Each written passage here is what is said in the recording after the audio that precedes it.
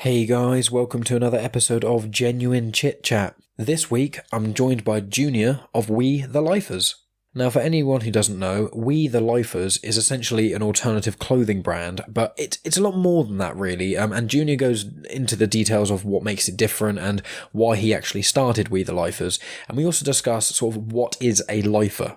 Generally speaking, it's more to do with the sort of alternative scene. Not only we speak about tattoos quite a lot and the stigma that goes along with that. At the end of the podcast, we do start to go into sort of face tattoos, but that will be in part 2. We also talk about piercings, obviously, because that links in with tattoos quite a bit. We talk quite a bit about music, not only Spotify, CDs and cassettes, but also the heavy music subculture. Things like, screamy music or shouty music for those who aren't as familiar with the terminology, such as unclean vocals. So if anyone who isn't into heavy music but has a sort of thing around it where it's just noise and that sort of thing, it's quite good to listen to this chat as an insight into those who listen to it and their opinions on it, as well as how it's viewed by a lot of people on the outside without you actually having to listen to any of the sort of shouted vocals or anything like that. As well as the sort of stigmas surrounding heavy music and tattoos and things, we also discuss in brief Junior's move from Brazil to England in '97, and also not worrying about sort of other people's opinions on and how other people view you in a sense, not wanting to sort of not have tattoos or change your hair or not wear this or not wear that because other people don't want you to. So it's a lot about that sort of theme in part 1. And as I said earlier, part 2 will be released next week. Now, a quick shout out to the X and Y podcast. I've included a link to it in the description below. Essentially, it's Katie and Paul discussing perspectives on various aspects in life from a male and from a female perspective. They have some pretty cool things to say. It's quite a nice, light-hearted podcast in a lot of way. They have a lot of chemistry, they have a lot of fun while doing it, and that's the main thing about it. So, I'd say you guys just check them out if you fancy something with those sort of realms, that sort of discussions, and yeah, tell them that I said hi. Anyway, that's all from me for now, so thanks as always for tuning in, guys. Be sure to like us on the usual social media things. On Instagram, I've also posted some pictures along with this, including 2 of the t-shirts that I've got from We the Lifers, which I absolutely love. So if you're interested in those, I think we speak about them briefly. You can check those out on my Instagram. There's little snippets on Instagram of all the new episodes I release, just so if you're a bit on the fence about listening to them, you can just check out a little snippet, see what you think. I also post movie reviews and a few other things on there as well. So Instagram's the main place I'd say to follow me, but obviously Facebook and Twitter are also welcomed. Anyway, that's all from me. So thanks as always, guys, for tuning in. I'll be back at the end of the podcast to give some more details of part 2 and what we're going to go into in the coming weeks of the podcast. And yeah, thanks as always, guys, and I'll talk to you at the end. Welcome to Genuine Chit-Chat, where we have honest conversations with interesting people. And I'm your host, Mike Burton.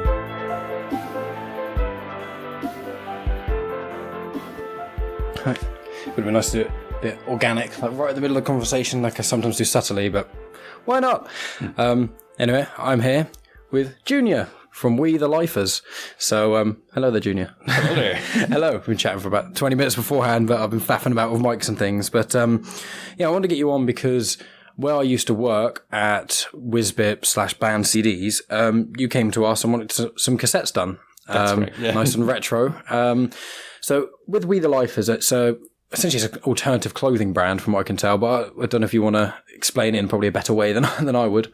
Yeah, so I think the way it started, I think it was, it's much less to do with t-shirts themselves. And you can get t-shirts anywhere. You can get t-shirts much cheaper anywhere. You can just do whatever you want.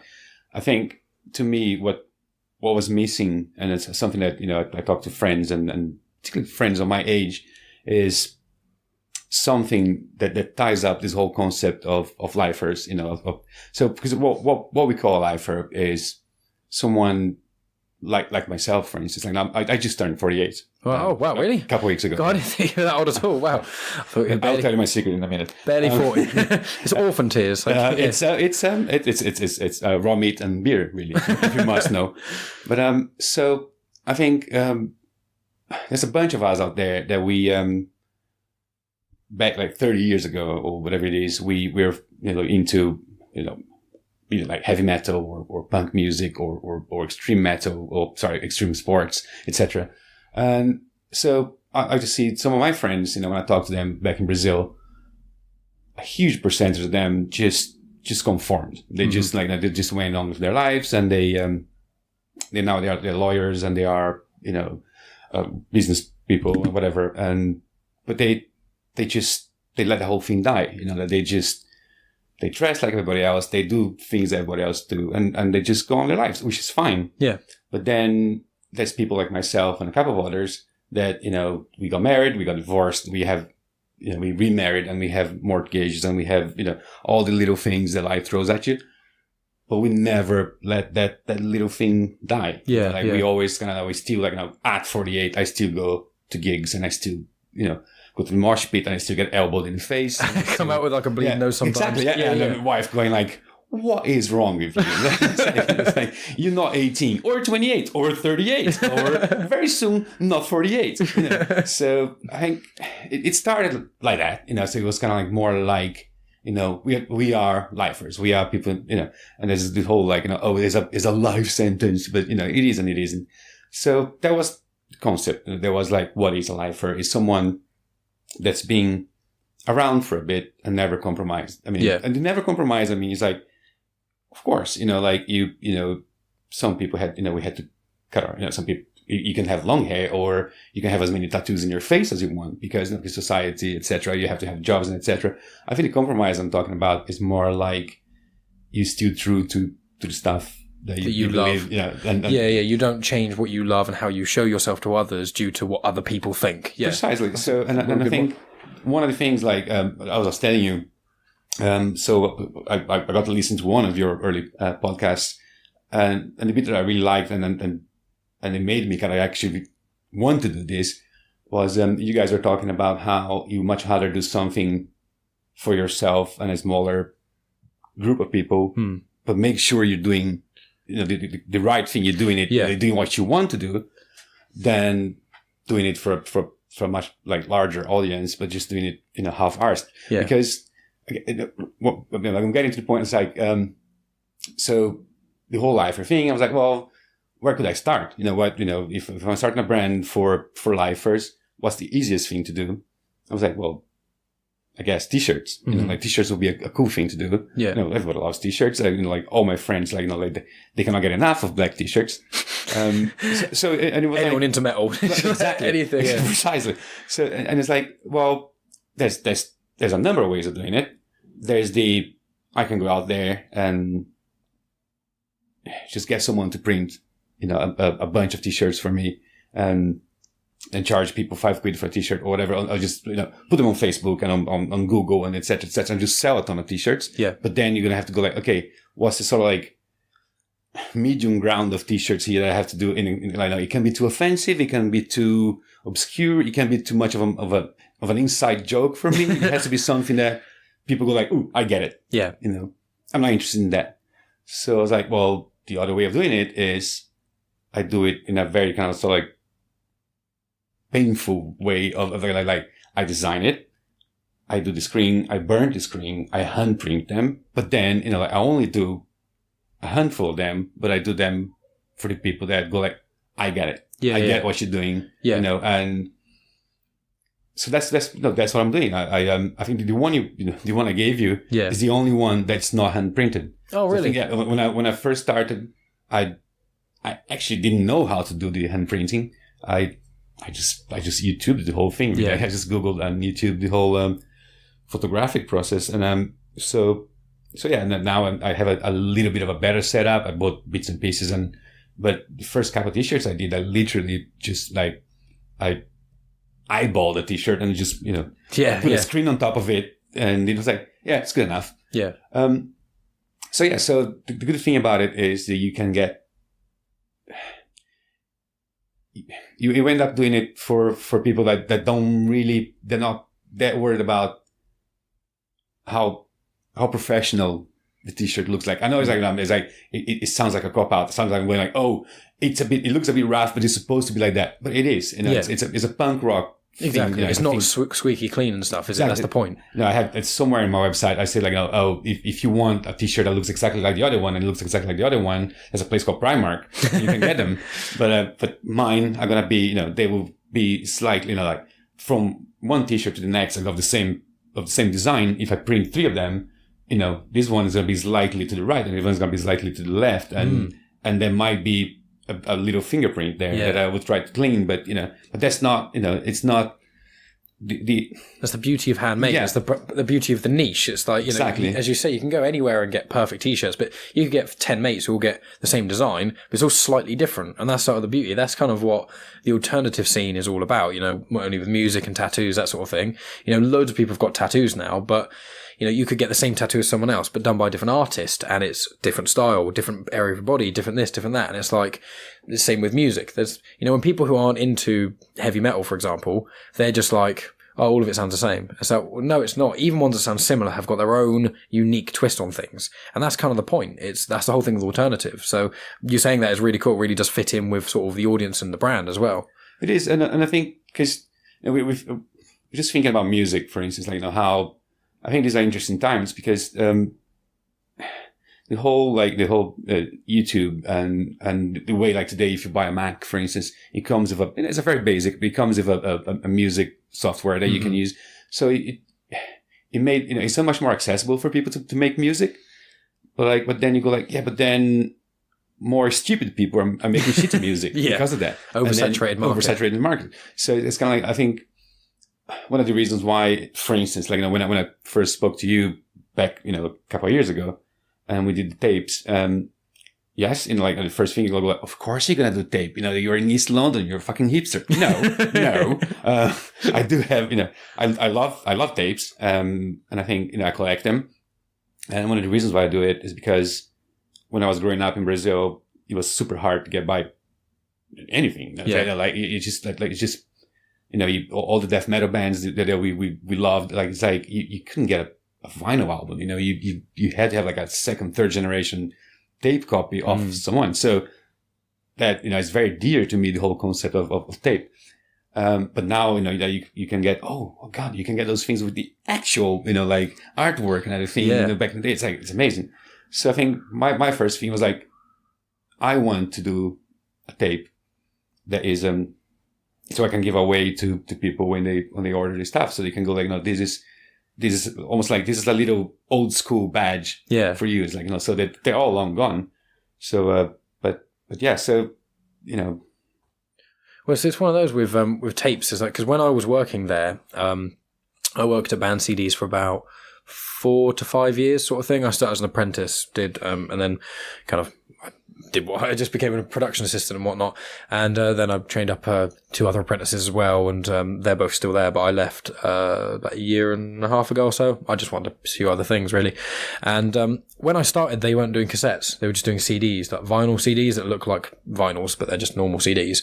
And doing them for a while, and then the boss spoke to me one day, and he was like, "I'm thinking about going into cassettes." And I was like, "Really?" He was like, "Well, that's obviously you're the boss, you can do what you want." But I was like, I'm not sure how well that's going to go. And I've never been more wrong in my life, because now they sell way more tapes than CDs or anything. Because there's so many bands that what they do nowadays is, because as you say, you can just go on Spotify or whatever, and you can just basically, like, tomorrow I could just go bam down, or now, like mid talking to you, I can download every song from one artist in a few seconds, and it's cool. But you do lose some of the well, you lose a bit of it, because, like, I own CDs and I own vinyls as well, and I really like having something. And the cassettes are really, really cool. Like, you can have it, it's got cool artwork on, it feels good, and it's like, they're not like ridiculously expensive. So it's not like a vinyl, which is normally 25 to 30 quid, which normally you have to, printing company have to make like 200-300 to even make it worth it.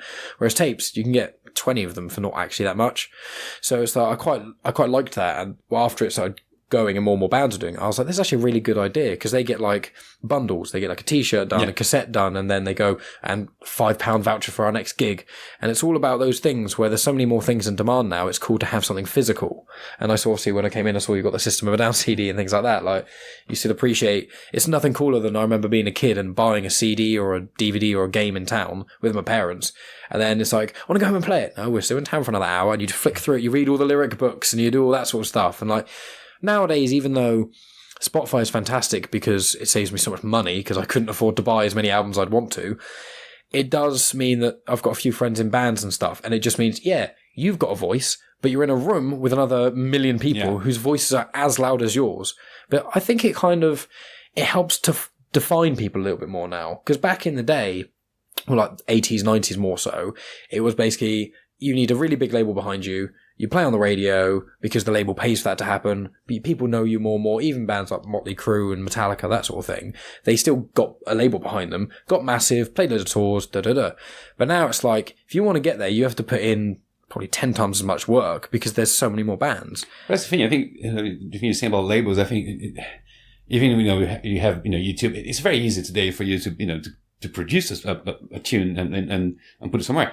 It's just, you still have the labels putting a lot of money behind. It's just that now, instead of being like so offline advertising, they're putting money on YouTube and etc. But like, and to your point, I think, there's a lot of new bands now, or they put in, when they launch their new albums, they also do a cassette version, which I think it's amazing. And I just don't know if there is a public out there for it. I think, I love it, but I think, are we getting to the point that more people are going actually, because the one thing about cassettes is like, to me, is like, they're not practical at all. No. It's like, it's one of those things, I love it for what they are. But then, I had to go to, cash converters to get that, little, hi-fi is there. So sorry, people can see it. Yeah, no one in this room is pointing at something. But so it's very hard to get actual hi-fis that play tapes because they don't exist. You have to go to charity shops or cash converters. So I managed to get 3 or 4 Walkmans that I use for parts. And so again, it's a little thing that you do because it's a little hobby and etc. Gives you something to do, as if you didn't have 2 kids to raise. but it's like, do other people out there want that? Because to me, I think also the whole tape thing harks back from to a time where music meant something to me. And I think that was the whole thing that we were talking about before, the whole Spotify or being able to very quickly. It's like, I think music lost its value. I think to me back in the day, it wasn't just that I loved the music, but it was like, the whole, so hard to get a new band. And today it's just the other way around. It's almost like too much new stuff. And I think that's, sadly that's detrimental to bands because I cannot get through enough death metal bands that sound exactly the same, until then you have to rely on your friends coming to you and going, oh, I know there's 100 bands in here, but like, listen to these guys. They are. So I think, to me, again, just going slightly back to the whole handmade punk ethic is that. It's like, you have to earn it. I think it's earning. It's kids these days, they don't earn it. Yeah. There is no, and it's just like instant gratification all the time. It's just like, 100%. You go like, oh, YouTube, I'm guilty as much as anyone else. Like, YouTube is where I go for music these days because you just go like, you're sitting here and you go like, I wonder what happened to that band, that Chicago band from 1982. Oh, here they are. Yeah. And it's just listen to it, so you don't have to pay for it. Yeah, it's now, because it used to be, I remember when I was a bit younger, even I only got Spotify a year or 2 ago, so it's only been very recent, and I've always had CD players in my cars and things. My dad was massive into CDs and things like that as well. And it's just like, sometimes you buy an album and sometimes it can be a bit crap, and then you're like, but I've already paid 10 quid on it. So you give it a go more and you listen to it more because you're like, I paid for this. I can only afford 1 or 2 CDs this month. So I'm just going to listen to this for like a week or 2. And sometimes it happens where you go, it turns to one of your favorite albums. But now I find that even with myself, I listen to something on Spotify once through and I'm like, not too fussed on that. Swipe away, gone forever. Whereas it used to be a lot more of kind of push through and have a grower. But nowadays it's not quite like that in the same way. It's just, this is crap. Move on to the next band. Oh, and you keep going through like 20 bands to get like 5 songs you want. And it's a thing like, again, just going slightly back, another great thing from your, for the other podcast I listened to, it was this thing about how you have someone that actually comes with something that is quite different. And I'm sure those people are out there now, people that okay, I'm making music for myself, or I'm making music that really, like I'm really into, et cetera, et cetera, et cetera. I'm not doing cookie cutter music. I'm doing, proper music. How do we know, because there's just so much out there. Like the example that they gave, like that's a great example, like Nick Cave. But actually, I slightly disagree with the point. He was like, oh, Nick Cave now, he can do whatever he wants. No, Nick Cave always did whatever he wanted. And there's, I just finished reading his best. A German artist did a graphic novel, Okay. loosely based on Nick Cave's sort of like life. Oh, awesome. Plus, basically what he did, he kind of like stitched together some, anecdotes about his life, plus song lyrics, plus. Oh, that sounds awesome. It's really cool. You can borrow it. It's super cool. But I think from the very beginning, you see that he was always kind of like tormented by this whole like, I cannot do stuff that are not me, so I think now he's reaping the benefits of that. It's different now, but it's always been, like, this is what I'm going to do. If you don't like it, that's the door. Yeah. And that's that. I mean, how obviously you have to stick to that. And so I'm sure a lot of people out there do it and fail miserably and die. Well, potentially, yeah. But yeah, I think that was a great example of that kind of thing of like, just doing, because I'm sure, if you get out of this room, not a lot of people out there know Nick Cave. I think no, before that podcast, I wasn't aware. Oh, there you go. And there's not, there's no reflection on me. I mean, no, exactly. Music. It's just there's so much. It's just to know. So much out there. So it's not, it's under the radar. But then when you peek over that wall, you go like, oh, Nick Cave, like dozens of albums and films and books and such a big icon in a sense, but underground still in a way. Yeah, well, exactly. But I think that he managed to keep that by just doing what he does, and you don't like it, pack it, and and that's one of the things I have with music today as well. One of the problems is there's a lot of bands who don't get up to superstardom. They're kind of in the middle, and then they stop touring for 6 months. They have to stop being a band because they can't afford it, because there's no money in album sales anymore. Merch is usually where people get money, but normally from pre-orders and when the album first drops with the new t-shirt, blah, blah, blah, and then at gigs and stuff. But it's like, I do find that some bands, especially in the alternative scene, I find, they start off sounding really different, really cool, really amazing. And then they have like 2, maybe 3 albums of that. And then I don't know if it's because they run out of songs, or if because the producers push them a bit much, or they're just on the cusp and they want to get huge and mainstream. But like, there's a band called Bring Me the Horizon that I used to really like. And then they just got slightly lighter each album. And that's fine, because sometimes adding more melody to heavy stuff can really work. Yeah. But then one album they just went, basically no unclean vocals, no shouting at all. And I was like, you started off only shouting, and then 4 albums down the line you do none. It's like, you're not the same band I used to like. And it's artistic, it's sort of integrity. He can do, the singer or the band can do whatever they want. But it does make me question, is it like, are they doing it because this is the music they want to release now? Or is it more they're doing it because they know it will make them a lot of money and make them big? And that's where I think there's a weird line, especially in the alternative scene. Because when you're a pop artist, like, I don't know, Lady Gaga or Taylor Swift. It's always going to be the money. Yeah, and I haven't got a problem with either of them, I actually quite like a few Lady Gaga and Taylor Swift songs, but it's like they start off being a pop singer, and so their music's pop. So their music never sells out in a sense, because they're always obtaining for the one thing of being in the pop charts, being big. Whereas some of the alternative scene, they're like, no, we're just doing it for passion. And then you get, 6 years down the line, and it's like, well, actually, now we can headline Wembley and do this sort of thing. But we had to make our music a bit lighter, a bit more radio friendly. And it's like, it does bother me a little bit, because they take such pride being alternative, and then they're kind of like, no, we're mainstream now, we don't really care. But they're a band, so they can do what they want. I don't really know how I feel about that. It's a tough one, because I think the way I see it, the bands I love, and I think it's almost like we had this conversation the other day. Some of the stuff I like to, it's not even like I'm a fan of this band. I'm a fan of this band's album. Almost like it's like, some of the early, metal bands, like I am a fan of their 3 first albums. I don't care about what came after that. So I think that's, what you just described. I think it's kind of like, I think bands, unless they are, there's some magic bands out there, and I think they tend not to be the alternative bands. As I said, I think you have bands that, that have 20, 30 years, and they still doing, very interesting stuff, all the time. I think it's Layer, for instance, a good one, they had a couple of crap albums there, but they always kind of like, they've been always brutal and always kind of they've violent, really changed their sound. I've seen them live. I've seen them live twice. They're amazing live. They sound even better than I think studio, their old stuff, especially Raining Blood. Live, It's amazing.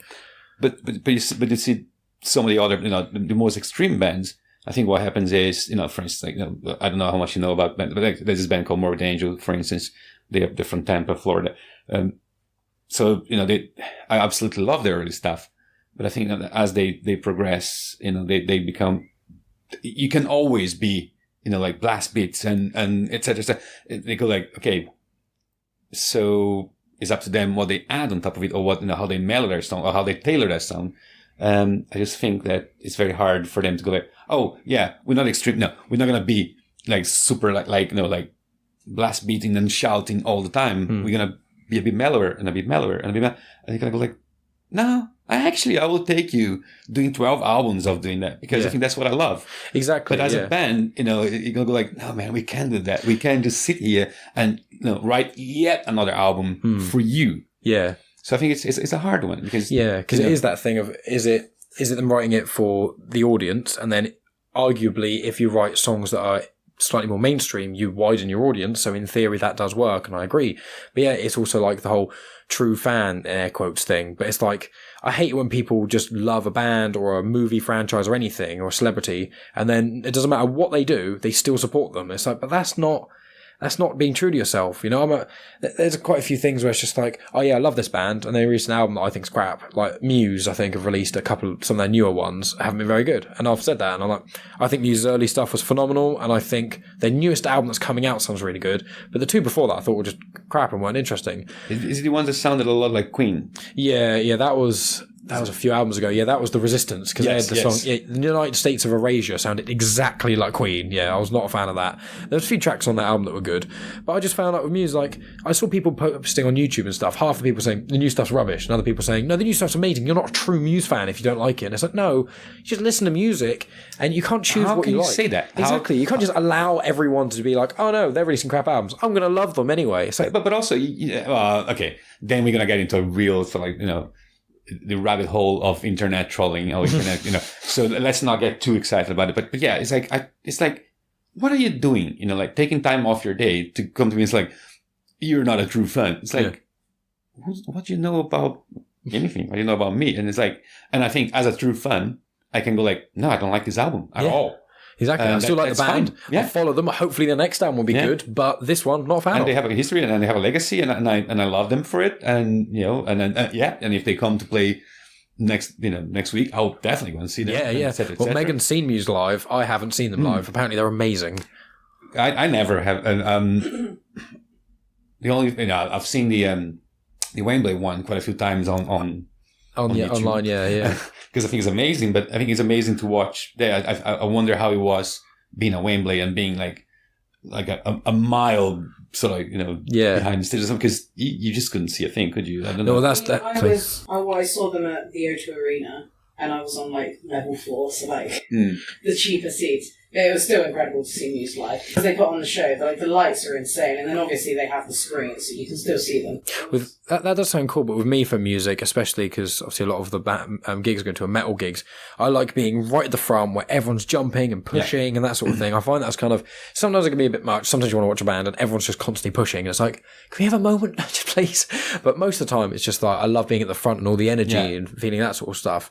And then it's like stand-up comedy though. Sometimes it's just the atmosphere that you go for, less than the performance you want to see, but a lot of it is the feel of everything.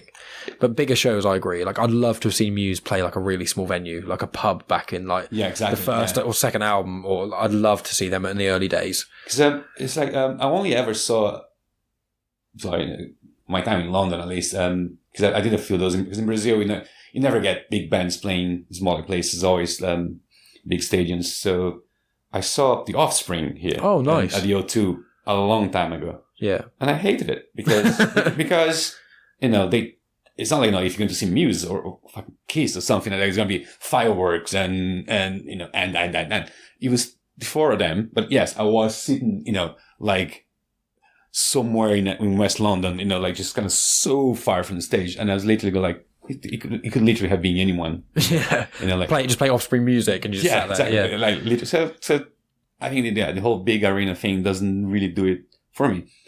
I do know a guy that, he's he's older than me. He's 10 years older than me. And my mate Brian, I think he used to play in a band or something like that.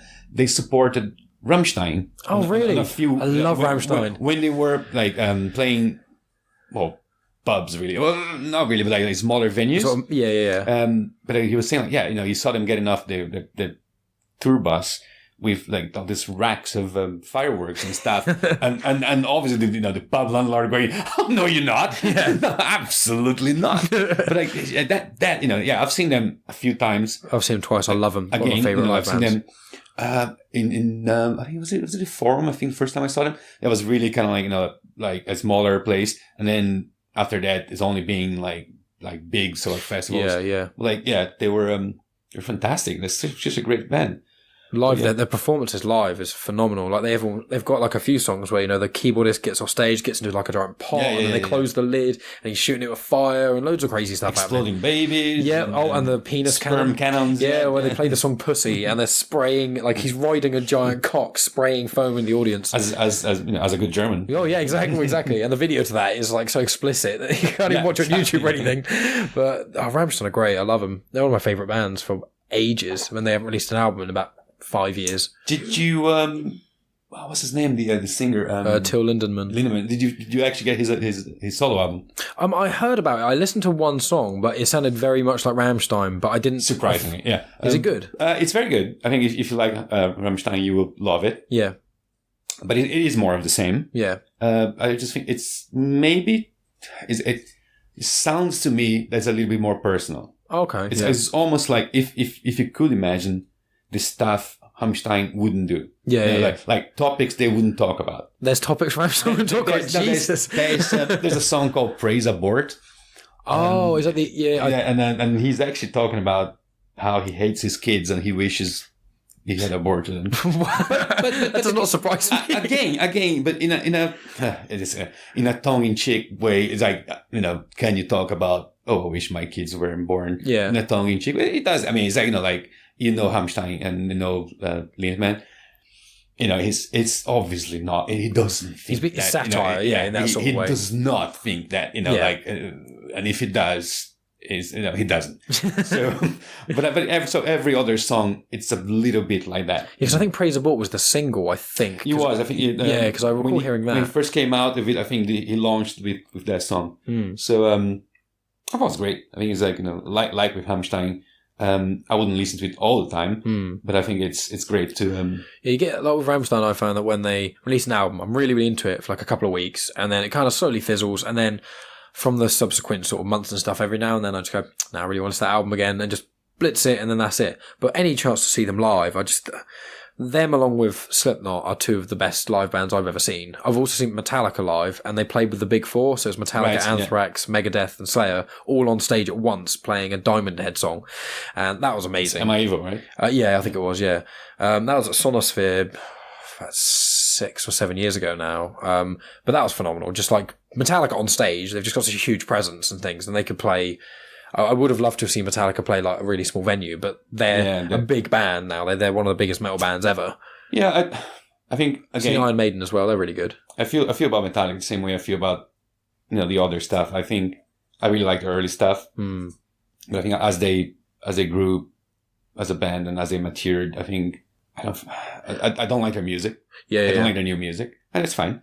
Yeah, but also I particularly don't like their attitude. I don't like Lars at all. I don't think anyone likes Lars. I don't think there is, I don't think his mom likes it. No, have you seen the behind the scenes any of the documentaries or anything like that? Some kind of monster. And he's just being such a dick the whole time in the studio. That's why I think.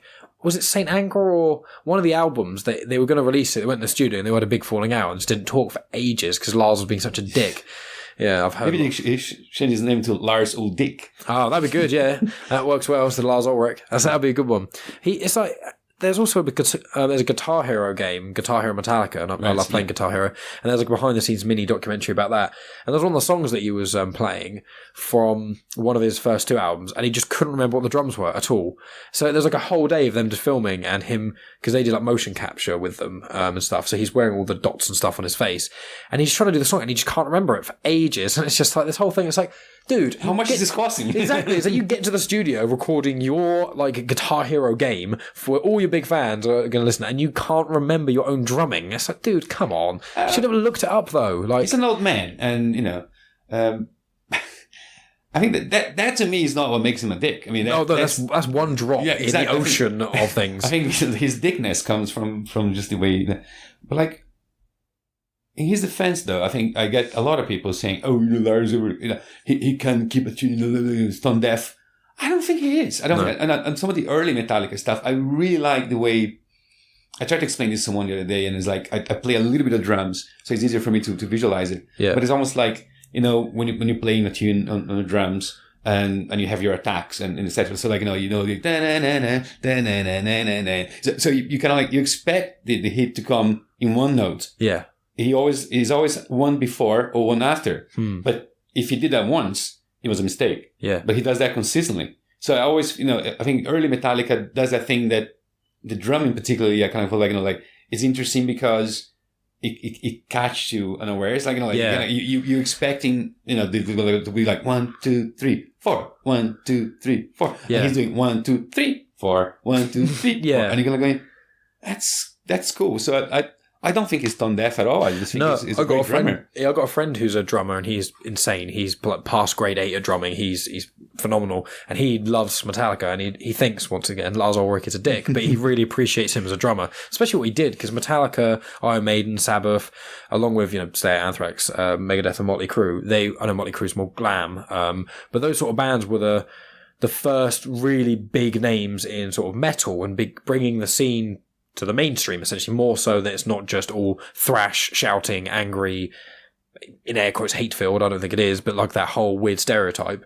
But then again, people still feel that now. Like when I tell people I like music with unclean vocals, now, well, okay, music of shouting and, oh, you like that screamo stuff. It's like, well, saying that is like saying, that's like saying every single rapper on the whole planet sounds exactly the same. But even with, that's like comparing metal. But like there's so many genres. There's hardcore punk, metal, heavy metal, metalcore, deathcore, black metal. And it's like, it would also, within those genres, there's about, I could name 20 different vocalists in metal and heavy metal that all sound completely different. And people don't get that because they hear one song in 20 years randomly and then they go, no, not for me. I don't hear that. That's expected, and I think I don't have a problem with that. Yeah, because I try to do what you just described. Like I do that, and I kind of I go like, okay, I don't like rap. I don't like hip hop. It was never my thing. Yeah. Yes, that's, I did. People over the years showed me this one particular artist. Like, oh, I like that. I like the way it sounds. I could put that on the background. Yeah, but I wouldn't go and buy the album or kind of like, oh, what else sounds like that? No. But I do understand, when I go like, oh, every single, to my ears, it sounds the same. Yeah. And if I were to bring, 10 different grindcore CDs here now and go like, okay, spot the difference. I don't know, you wouldn't. No, so, there are certain bands, certain genres that are very much, black metal for me is my least favorite. Well, exactly. So, yeah. So I get that. I get like, people you don't have to know, you don't have to. And, rap sounds to me the same way black metal would sound to you, and I would go like, oh, that's completely different. Yeah. That's atmospheric black metal. This is not. That was like just on a little black metal aside. I'm not a big fan of black metal. I like Cradle of Filth a little bit. That's about as far as I go. I like about 4 Cradle of Filth songs, and that's about as far as I go into black metal. So. And Behemoth. I like one Behemoth song. There's a new thing now, new-ish. It's like new compared. It's the not black metal. I think it's called animistic death metal. Okay. Or something. Sorry, black metal or something on those lines. Basically, the music is the black metal music. It's kind of like the really fast sort of blast beats plus the really kind of like the droning guitars and etc. And the shriek thing is like it's not really like a growl. Is that black metal kind of shriek going on? But it's like, it's no satanic at all. Yeah. So it's more like, most of them are just talking about nature and things like that. But there's this band, I went to see them recently, they're called Death Heaven. Okay. And their songs are, I try not to use that word, but it's almost like the lyrics are sort of emo. So kind of like, more like in touch with your feelings kind of thing. But it's fantastic. Live, they just like, because I came across them just like, by chance. Like I saw them somewhere else, like again, watching things on YouTube, and I was like, oh, Death Heaven. And then someone was like, yeah, man, they're super divisive. The black metal crowd fucking hates them. Yeah. But then a lot of the hipster kids love it. And then I think some of the black metal guys that would like them don't like it because there's this whole hipster connotation to it. Yeah. No image stuff. Yeah. So I started to listen to it and I was like, this is amazing. This rocks. And I went to see them live and I literally, again, I go to a lot of gigs. And you tend to just go to gigs, they go like, yeah, playing by numbers, blah, blah, blah. It's a great band, but, you guys, they're stopping short of looking at their watches and going like, they absolutely destroyed. And it was the day before my birthday. And I was like, awesome. I was like, thank you very much. This will do. Yeah. So I think, but then, back to the point, I would tell the difference between that and another black metal band. But obviously my wife was with me. Because it was my birthday, she's not into extreme metal.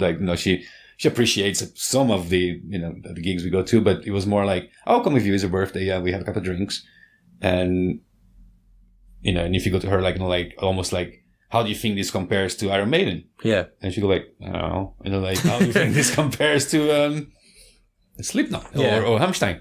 I don't know. So yeah, but it's fine. You don't expect people to because it's not their thing. I think my thing is where I get more aggravated by it is I haven't got a problem with people who are like, I'm not into this, sounds the same. It's more when I had it quite a lot in college where people would openly mock me. Yeah. And it's just it's like you listen to your music, which is, one female singer with 20 people writing one album's worth of songs over the course of 6 months in these 5 different studios paying millions of pounds. And you're saying that my music taste is crap when it's like a group of local boys who spent the last 6 months grinding, saving and scrimping as much money as they can so they can release a 5-track EP and they're writing music because some really emotional things happen to them. They're very different, but it's like I only really end up discrediting their music when they start to discredit mine. And when they say just off the hand comments, like it's not real music, it's just noise and stuff like that. It's like, no, go fuck yourself. Like you don't know what you're talking about. Like I don't say that to them that immediately. It's not like a knee-jerk reaction, but I do get that. I would. It depends how close you are to people. But exactly. It depends who they are and what they're saying specifically. But people, have you found that, because obviously you're older than I am, have you found that when you liked the music, when did you move from Brazil here, if you don't mind me asking? 97. Okay, I was born 94, so just to make you feel a little bit older. Did you find two things I want to ask then, from going from mainly talking about the alternative scene, when you're in Brazil's alternative scene, did you move to nearby London? Is that where you sort of moved to from Brazil? Have you always kind of been around London? Always London, yeah. Have you found that, is the music scene that different alternative wise from Brazilian to London? I imagine there's more stuff in London only because there's a lot of punk and mod stuff from sort of the later of the 20th century. So I want to know if how it feels different and things. I think the London scene compares to the São Paulo scene, São Paulo city, in a way that because there's a lot happening, people tend to be more of snobs, really. So it's kind of like so I think it.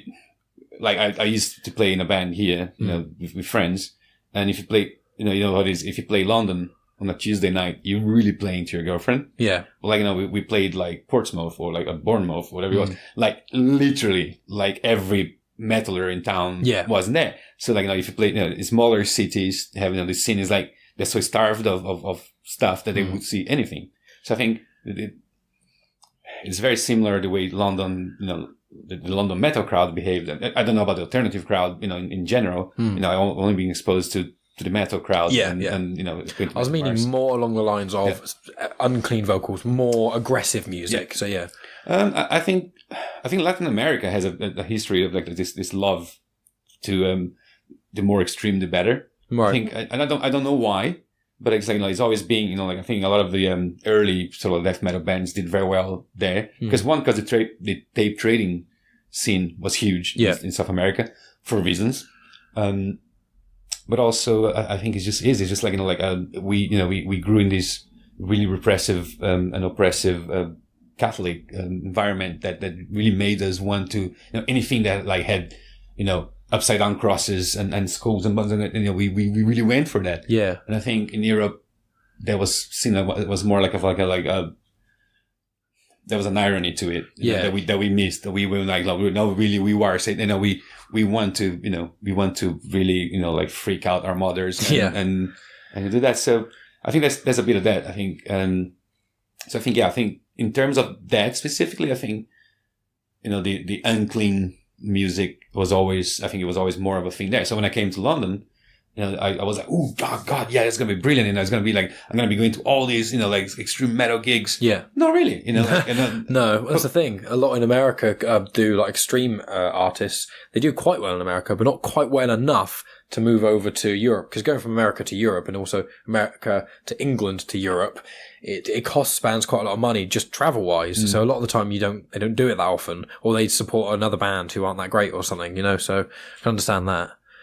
I was going to say also with, excuse me, in the last, say, 20 years of the alternative scene in London, have you noticed much change? Because I've noticed that there is, on BBC Radio 1, which I don't listen to the radio pretty much at all, there's Daniel P. Carter, who's got a rock show. It used to be Zane Lowe, and it's about 2 hours on a Monday, I think, and he plays metal and stuff, like proper, aggressive, shouting music, essentially. And normally one song gets chosen, and then it will get played throughout the week, like once a day, and people get exposed to this amount of, like Slipknot, when they released their album 2 years ago, whenever it was, one of their singles was played on the radio in the day. Like, my mum texted me once because she doesn't listen to any of my music. She was like, oh my God, Slipknot's on the radio. I was like, what? I was like, where did that come from? Are you sure, Mum? Yeah. I was like, I'm definitely sure it is. And I listened to it and they cut out the last part of the song, which in my opinion is the best part, but whatever. But I want to know, have you seen any real change? Because it's still underground, but because of, especially the internet in the last 5-10 years, is more exposure to it. I wondered if you've noticed any difference at all.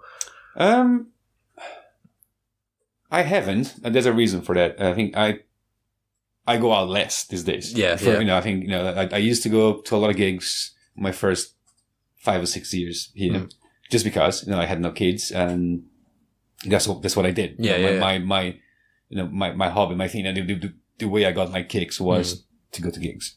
So, and it was brilliant. I think, there was always something to see, and I always love the way, if you're in London, you can go see a band and be home by 11. Yeah. Which is completely, in Brazil is a complete opposite. It becomes this operation.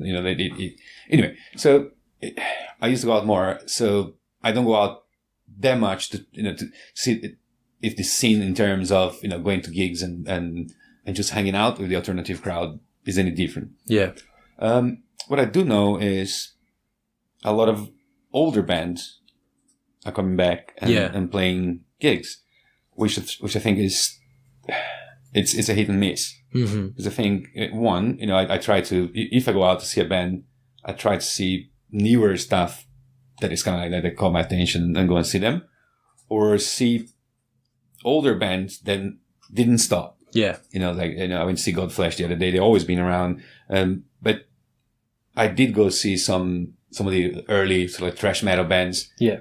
And when they play, you really go to a gig and you go like, guys, no, just leave it, because there's no point in doing that. I mean, we know, you will bring, people will come to see your gigs, but you're just, just a sad sort of like ghost of what you used to be. Yeah. So in terms of that, I think, didn't change much in terms of, people are still very picky to what I see, going to see a new band. I mean, to be a new band playing in London, you're against, all sorts of odds, because it's, it's about 7 or 8 venues in the Camden area. Yeah. Playing, new bands every day of the week. So that didn't change.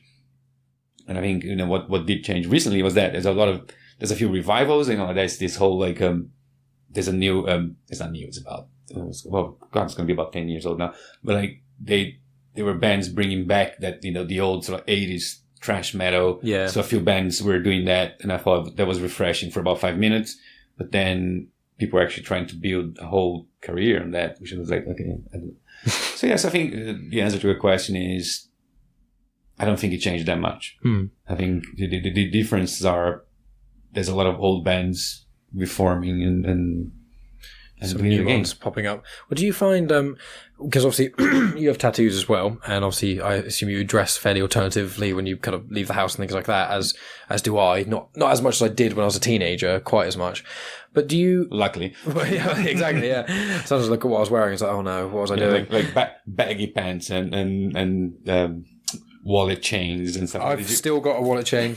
Still got one, and I love it. And I'm the only one. We will cut that on podcast. Well, Kat, are you insulting me? No, all my mates want me for it, but I go, no, I'll tell you what, I love it. No, that's fine. I love it. Well, you see, that's no. Again, that's the lifer thing. That's what you like. You know. Yeah. Well, I was going to ask with you, with tattoos more specifically, because I've only got the one at the moment, but I'm going to be getting a whole sleeve over the coming years as I slowly save up for them.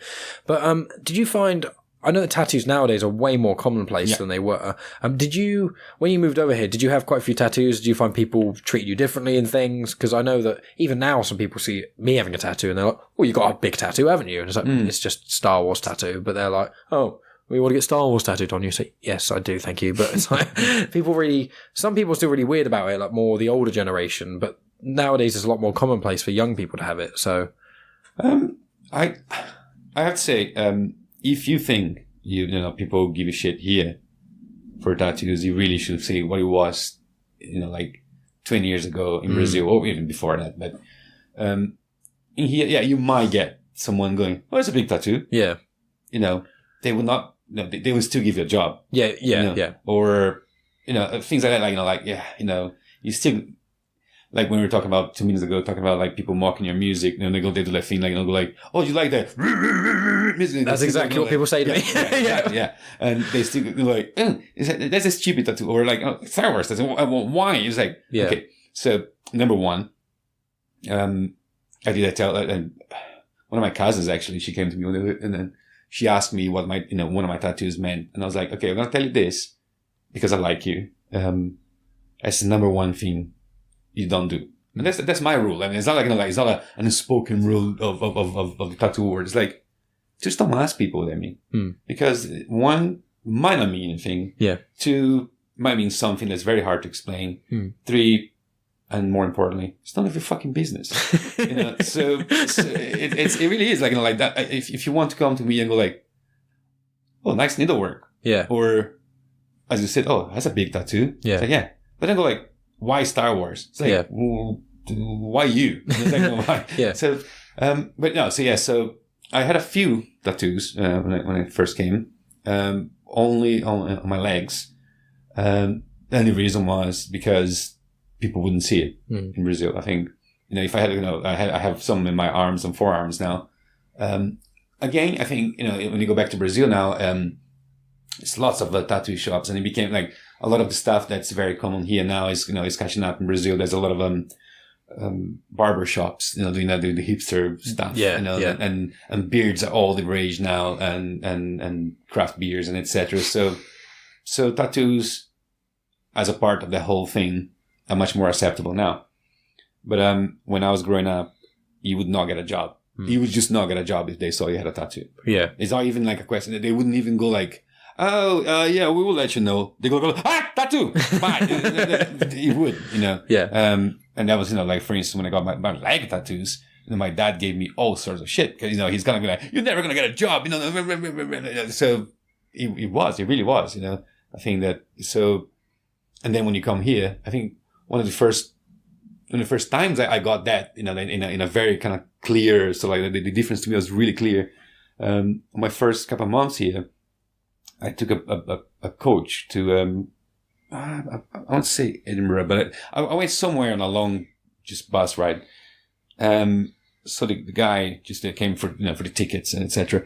He was older, he was definitely older. He was definitely like 40 or something. So he had a nose ring and he had a couple of tattoos in his forearms, and he just came like, no tickets please or whatever, and I'm like, you would never have a job in Brazil, man. Like, and you, I'm looking at you, you look like someone's stepdad, you're just a very normal guy, but you have a couple of piercings in your face and you have a couple of tattoos. And, in Brazil, if you came to my mom and went like, tickets, please. She go, don't take my money, don't hurt me. It's like, it's just, so the difference being like, no, it was really stigma in Brazil. It was just huge, So then when I got here, I was like, this is the place for me. Is it still like that? If you went back to Brazil, say now, are they still? No. Are they catching up as well? Now some of my aunts have really? tattoos. Yeah, yeah. The tiny little ones on their foot or something on their back. A little dolphin riding a unicorn. Yeah, or some flowers or something. Yeah.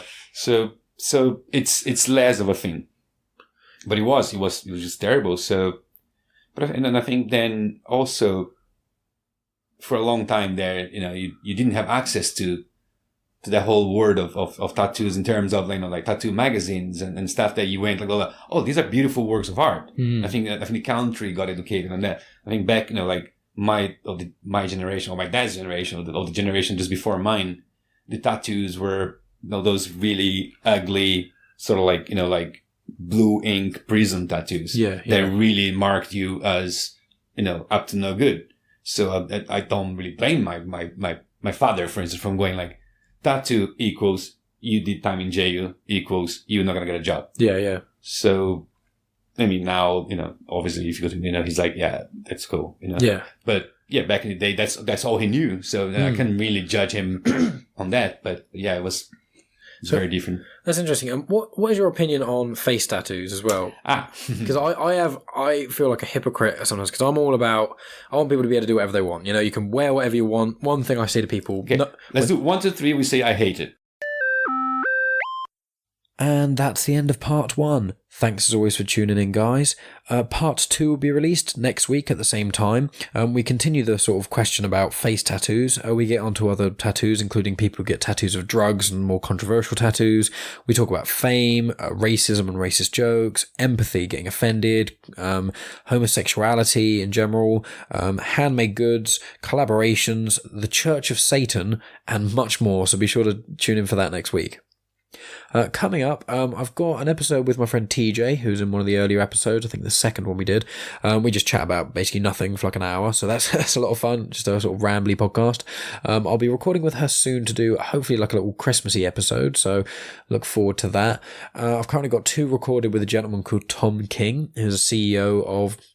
Well, he's got his fingers in many pies. He does a lot of things, but he specializes in sweeteners such as stevia, the ketogenic diet, mindfulness. He speaks a lot about. So that's a really interesting podcast. But I imagine the Tom King one won't be released till early 2019. I'm hoping to record another Science But Simple. Hoping to record another gaming one with recent Josh soon, all about sort of nostalgia and some of our favorite games. And then I've got some more collaborations lined up for the coming months, where hopefully with other podcasters I'll be doing more collaborations and get some new and exciting guests on, as well as obviously getting a few guests that have already been on in the past. So it's going to be exciting for the next few weeks. I will say now, I'll repeat myself, I imagine, I will be releasing an episode before Christmas, which will probably be the weekend of the 22nd, 23rd, but after that, there'll be a weekend into the new year. I don't think I'll be releasing an episode that time. I normally just have a little break sort of around the holiday season.